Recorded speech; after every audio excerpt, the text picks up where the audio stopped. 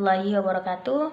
Perkenalkan, nama saya Rozinatul Asroria, NIM D 2019-1013. Di sini saya akan mencoba menjawab beberapa pertanyaan UAS dari akhlak tasawuf. Baik, soal yang pertama adalah berikan dasar bertasawuf dalam Al-Quran dan Al-Hadis. Yaitu makna tasawuf itu sendiri adalah membersihkan hati dari apa yang mengganggu perasaan, yaitu dengan cara berjuang meninggalkan pengaruh budi yang asal memadamkan sifat-sifat kelemahan sebagai manusia, menjauh dari segala seruan hawa nafsu, mendekati sifat-sifat suci kerohanian, dan bergantung pada ilmu-ilmu hakikat, memakai barang yang penting dan terlebih kekal, menaburkan nasihat kepada semua umat manusia, dan memegang teguh janji dengan Allah dalam hal hakikat dan mengikuti contoh Rasulullah dalam hal syariat. Sementara itu, hati yang bening akan senantiasa terwujud pada diri manusia itu sendiri ketika memperbaiki hubungannya dengan Sang Ilahi.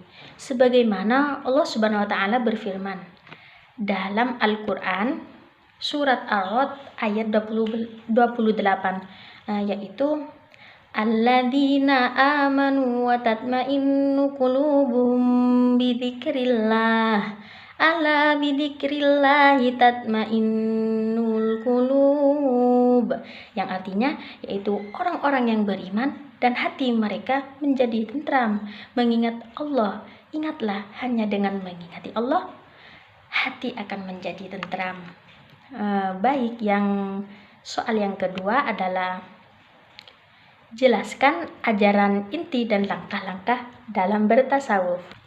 Yaitu yang pertama adalah bertauhid dengan cara menjadikan Allah Subhanahu wa taala sebagai pihak pertama yang dikomunikasikan segala permasalahan atau segala cobaan, kebutuhan dan keinginan kita, termasuk atas segala kenikmatan yang telah Allah berikan dalam bentuk bersyukur, bersikap tawadu, merendah, serta memohon maaf dan ampunan kepada Allah atas dosa yang dilakukan atau tidak. Yang kedua adalah meraih ridha Allah dengan cara berzikir, berdoa. Akan tetapi dalam berzikir tersebut sebaiknya diawali dengan membaca istighfar agar lebih mendekatkan diri kepada Allah. Baik, soal yang nomor 3 adalah jelaskan urgensi tasawuf bagi masyarakat modern saat ini, yaitu adalah berpikir untuk masa depan yang lebih jauh, tidak hanya memikirkan masalah yang bersifat sesaat, tetapi selalu dilihat dampak sosialnya secara lebih jauh. Menghargai waktu, yaitu selalu melihat bahwa waktu adalah sesuatu yang sangat berharga dan perlu dimanfaatkan dengan sebaik-baiknya. Bersifat terbuka, yaitu mau menerima saran, masukan, baik berupa kritik, gagasan, kebaikan, perbaikan dari manapun datangnya. Berpikir objektif, yakni melihat segala sesuatu dari sudut fungsi dan kegunaannya bagi masyarakat. Soal yang nomor 4 yaitu adalah apa yang Anda pahami tentang thariqah.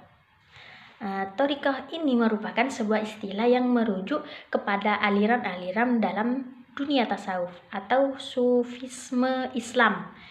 Secara bahasa berarti jalan atau metode, secara konseptual bermakna jalan kering di tengah laut, merujuk kepada sebuah ayat dalam Al-Quran.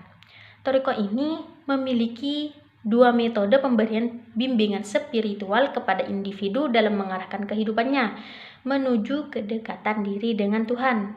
Nah, kedua thariqah ini sebagai persaudaraan kaum sufi yang ditandai dengan adanya lembaga formal seperti zawiyah, ribat, dan hanako.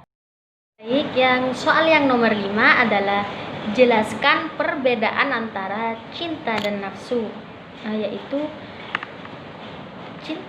ketika cinta adalah sepatah kata yang tak pernah benar-benar bisa dimengerti, maka tak sedikit para pecinta atau penyair cinta yang merasa kebingungan, bahkan gagal dalam memberikan penjelasan atau definisi kata yang bisa disarankan pada semua jenis manusia. Dan harus disadari bahwa cinta itu tak harus memiliki, sama halnya dengan seseorang yang telah bermakrifat kepada Allah, maka akan ada pengaruh yang luar biasa dalam dirinya yang akan dirasakan dalam setiap manusia atau gerakan kehidupannya. Nah, sedangkan nafsu adalah tempat berkumpulnya amarah, syahwat pada diri manusia, juga tempat berkumpulnya sifat-sifat tercela pada diri manusia. Soal yang nomor 6 atau yang terakhir adalah Damar adalah seorang mahasiswa perantauan yang secara ekonomi tergolong menengah ke bawah. Dia baru saja mengalami musibah besar di mana seluruh keluarganya meninggal karena rumahnya terbakar. Habis saat semua keluarganya tertidur lelap. Kini dia hidup sebatang kara di tengah sedang proses mencari ilmu. Tak ada keluarga dan harta tahta benda yang tersisa. Pertanyaannya adalah, apa yang akan kalian lakukan jika Damar itu adalah kalian? Maka yang akan saya lakukan adalah berusaha untuk bangkit dan mencari tempat tinggal atau tempat seperti pesantren untuk tetap mencari ilmu dan terus-menerus memperbaiki diri dan akhlak agar bisa mendoakan keluarga atau orang tua yang sudah tiada. Mungkin hanya itu. Assalamualaikum warahmatullahi wabarakatuh.